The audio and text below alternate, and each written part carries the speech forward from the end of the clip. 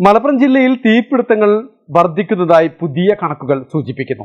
ഈ വർഷം ഇതുവരെ റിപ്പോർട്ട് ചെയ്തത് 148 തീപിടുത്ത കേസുകളാണ്. കൂടുതൽ റിപ്പോർട്ട് ചെയ്തിരിക്കുന്നതാകട്ടെ മലപ്പുറം സ്റ്റേഷൻ പരിധിയിലുമാണ്. 30 കേസുകൾ മലപ്പുറത്തുണ്ടായി. അതേസമയം വേനൽ കടുത്തതോടെ ജില്ലയിൽ ജലസ്രോതസ്സുകൾ വറ്റി വരേണ്ടത് അഗ്നിശമന സേനയ്ക്ക് വലിയ വെല്ലുവിളിയാണ് തീർത്തിരിക്കുന്നത്. Report peace public school Kottakkal, nurturing world class leaders.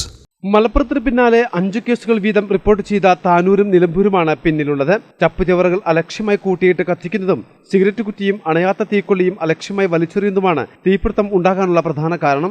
ഉണങ്ങിയിരിക്കുന്ന പുല്ലുകളിലേക്ക് ചെറിയ തീപ്പൊരി വീണാൽ ചെറിയ കാറ്റ് വീശിയാൽ പോലും പടർന്നു പിടിക്കും. റോഡിനരികിലും മറ്റുമുണ്ടാകുന്ന തീപിടുത്തം വരണ്ട കാലാവസ്ഥയിൽ വലിയ ദുരന്തത്തിലേക്കാണ് നയിക്കുന്നതെന്നും അഗ്നിശമന സേന മുന്നറിയിപ്പ് നൽകുന്നു. വേനൽ കടുത്തതോടെ മലപ്പുറം ജില്ലയിൽ ജലസ്രോതസ്സുകൾ വറ്റുന്നത് ഫയർഫോഴ്സിന് മുന്നിലെ മറ്റൊരു വെല്ലുവിളിയാണ്. തീയണയ്ക്കാൻ വലിയ തോതിൽ വെള്ളം ആവശ്യമായി വരുമെന്നതിനാൽ ഫയർ സ്റ്റേഷനടുത്തുള്ള ജലാശയങ്ങളെയാണ് ഇപ്പോൾ ആശ്രയിക്കുന്നത്. അത്യാധുനിക സംവിധാനങ്ങളോട് കൂടിയ 12,000 ലിറ്റർ വെള്ളം ഉൾക്കൊള്ളുന്ന വാട്ടർ ബൗസർ വാഹനങ്ങളാണ് തീയണയ്ക്കാനായി ഫയർഫോഴ്സ് കൂടുതലായും ഉപയോഗിക്കുന്നത്. റിമോട്ട് കൺട്രോൾ ഉപയോഗിച്ച് വലിയ ഉയരങ്ങളിലേക്കും ഏത് ദിശയിലേക്കും വെള്ളം പമ്പ് ചെയ്യാനും ഇതുവഴി സാധിക്കുന്നുണ്ട്. അതേസമയം അഗ്നിശമന സേനയിൽ ആവശ്യത്തിന് ജീവനക്കാരില്ലാത്തതും പ്രതിസന്ധി സൃഷ്ടിക്കുന്നുണ്ടെങ്കിലും സിവിൽ ഡിഫൻസിന്റെ സേവനമാണ് അഗ്നിശമനയ്ക്കുള്ള ഏക ആശ്വാസം.